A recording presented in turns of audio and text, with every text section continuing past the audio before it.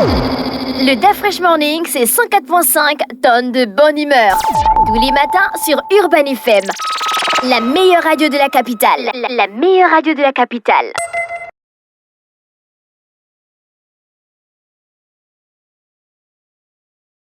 Les 104.5 Urban FM, la station Urban avec Jean-Paul. Jean-Paul, bonjour. Bonjour DaFresh. Comment tu vas ce matin? Ça va très bien. Tu as passé un bon week-end? Ouais, un week-end paisible. À la maison, tranquille? Ouais, à la maison, tranquille, sauf qu'il y a les voisins aussi qui ont organisé leur mariage samedi soir, donc c'était pas facile. Mais tu étais au courant qu'ils devaient organiser le mariage? Ouais, mais quand vous organisez un mariage dans un lieu résidentiel, ça pose après problème, hein, pour la nuisance sonore.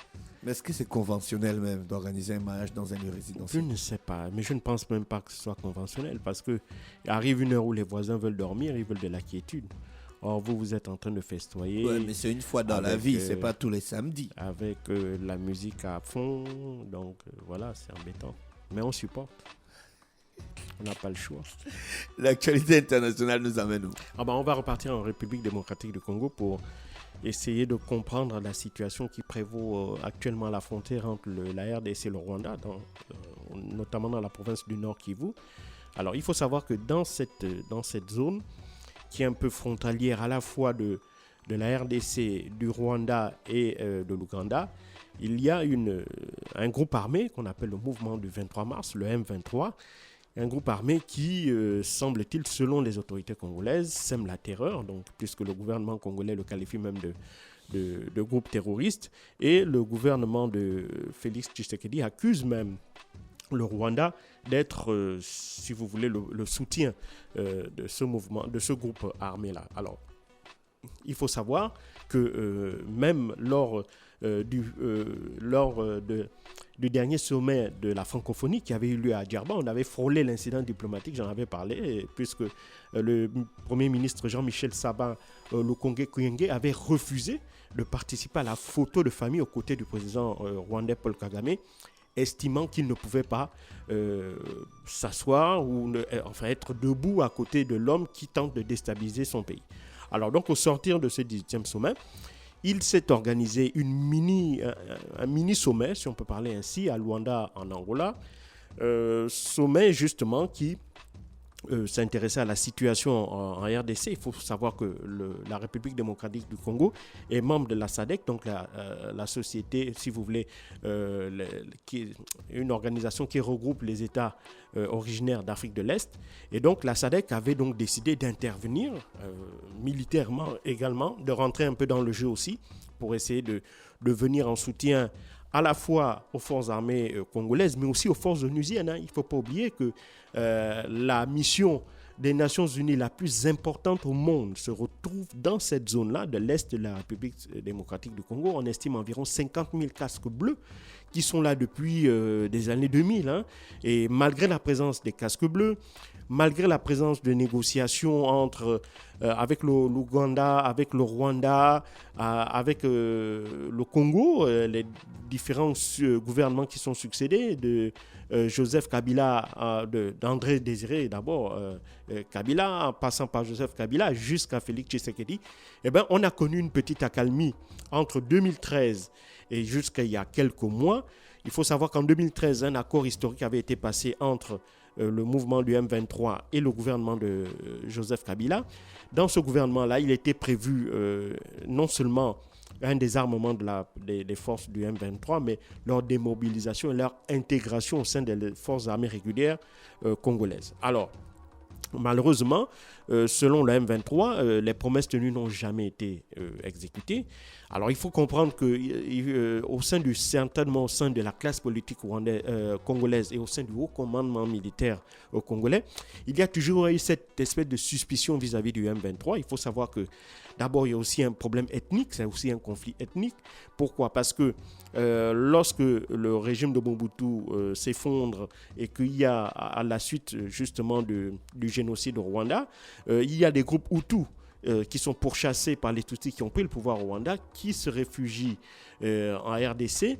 Et ces Hutus-là sont combattus par des Tutsis congolais aussi, là, qui viennent en appui, en quelque sorte, au gouvernement, aux Tutsis qui sont au Rwanda. Donc vraiment pour comprendre la situation dans cette zone-là, il faut vraiment aussi prendre en compte la composante ethnique qui est extrêmement importante.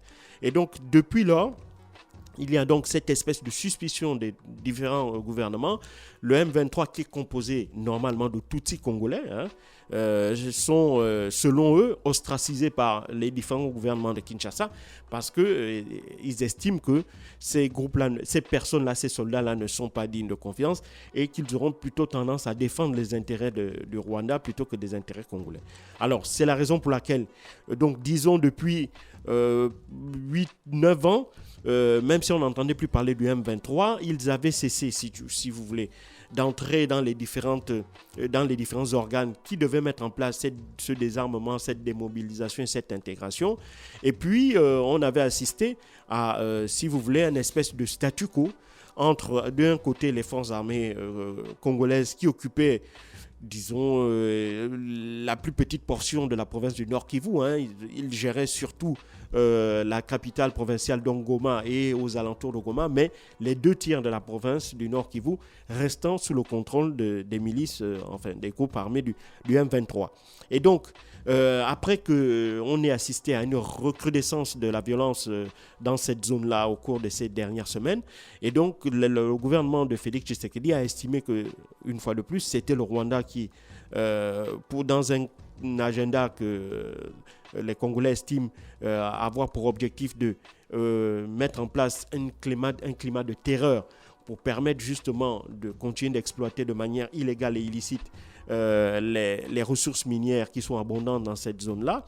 Et donc, le gouvernement de Félix Tshisekedi continue d'accuser donc Paul Kagame et son gouvernement d'être, si vous voulez, les instigateurs de tout ce désordre-là, les promoteurs du M23 et leur principal soutien à l'extérieur. Et donc, le gouvernement de Paul Kagame a toujours démenti farouchement ces accusations-là.